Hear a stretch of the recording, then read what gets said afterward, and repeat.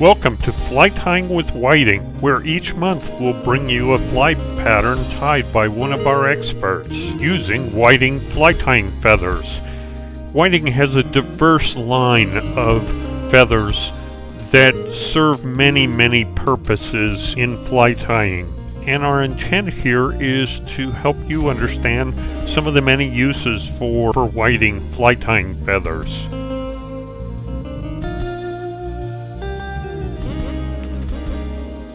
Whiting genetic fly tying feathers can help you tie better flies and be more successful out fly fishing.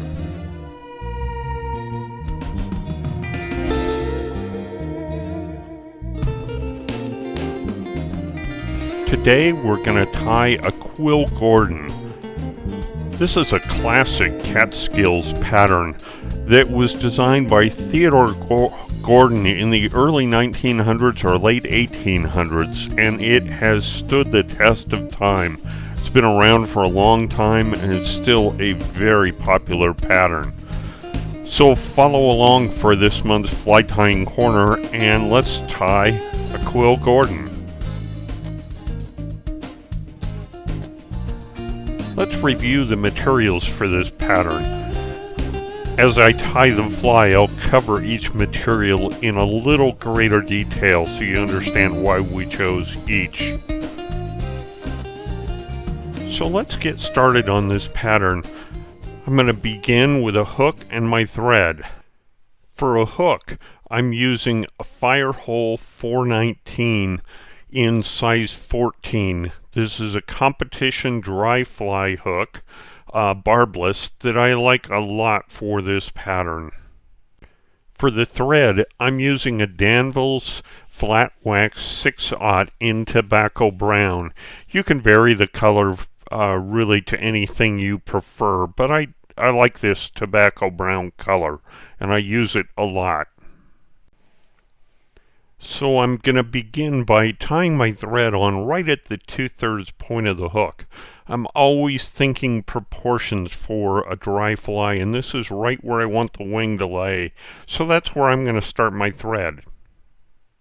For the wing, I'm going to use natural lemon wood duck. This is a flank feather off a wood duck drake. In the picture, you'll see both the black and white barred feathers, but also the lemon feathers right on top. And it's the just pure lemon feathers that I'm using for this wing. Now to tie in this wing, I'm going to use a rolled feather technique. What I'm doing is I'm trying to equalize all the tips on this wood duck feather by pulling them forward very tightly. And then once I've got that firmly in my thumb and forefinger, I'm going to go ahead and mount that on the hook using a traditional wing style. Then I'll reach in with my scissors and angle those scissors parallel with the hook and clip off the excess.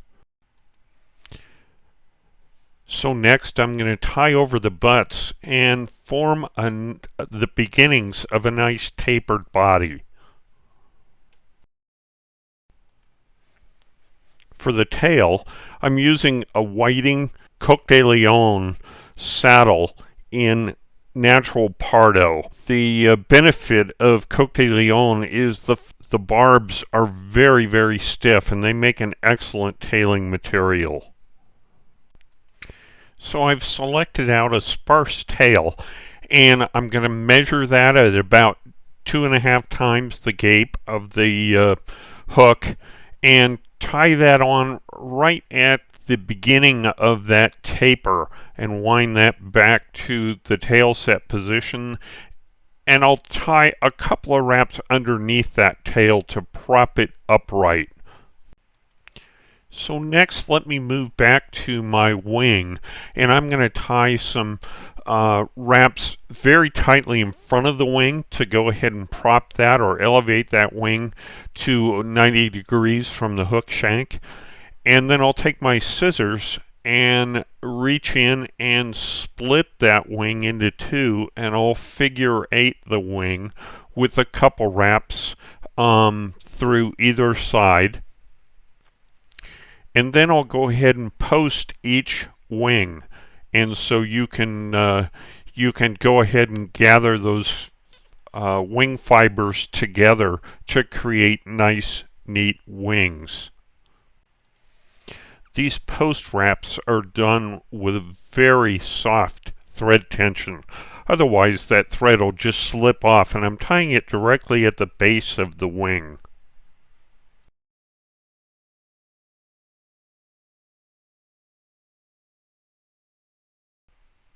So let me rotate my vise so you can see the wings on this hook.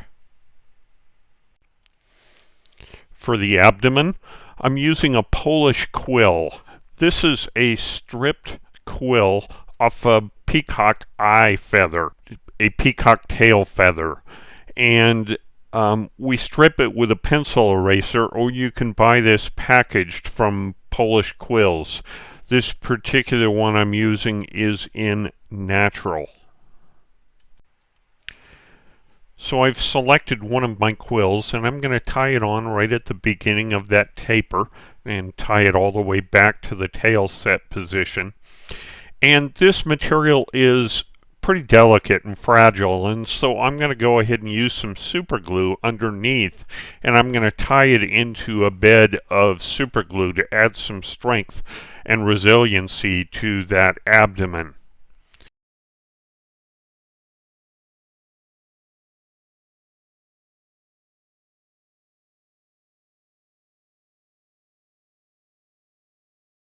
So once I've done that, I'll wrap my quill forward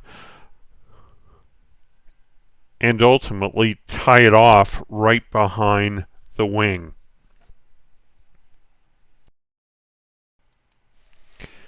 My camera focuses pretty tightly on this fly, and you can see in my quill wraps I left just a little red peeking out. That won't hurt things. That red will help imitate life.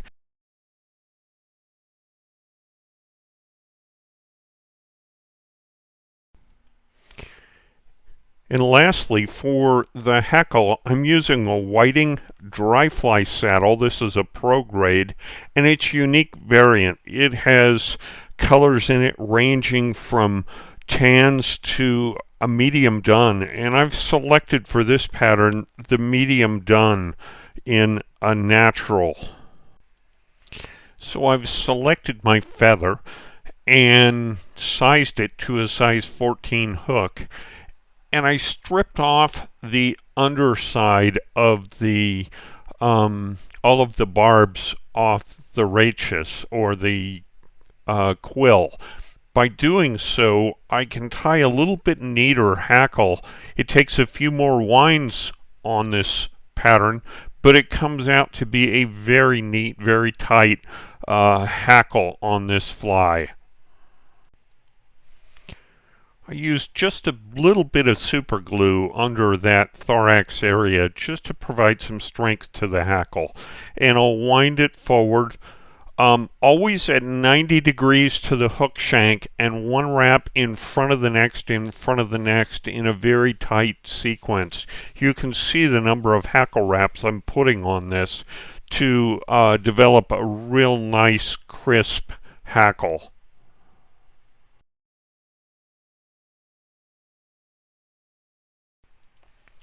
So I'll clip off the excess, tie a couple more wraps over the butts, and then I'll drop right into a whip finish.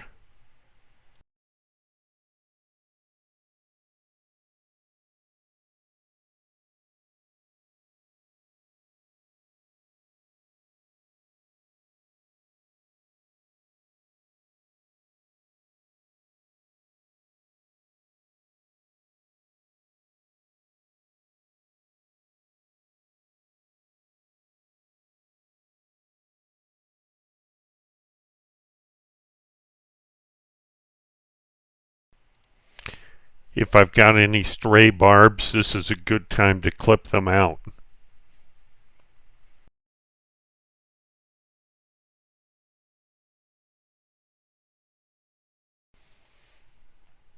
For a final step on this pattern, I'm going to coat the abdomen with a little UV resin, and I'm going to coat the head with a little UV resin just to give it a nice crisp look, and we'll cure that with our UV light.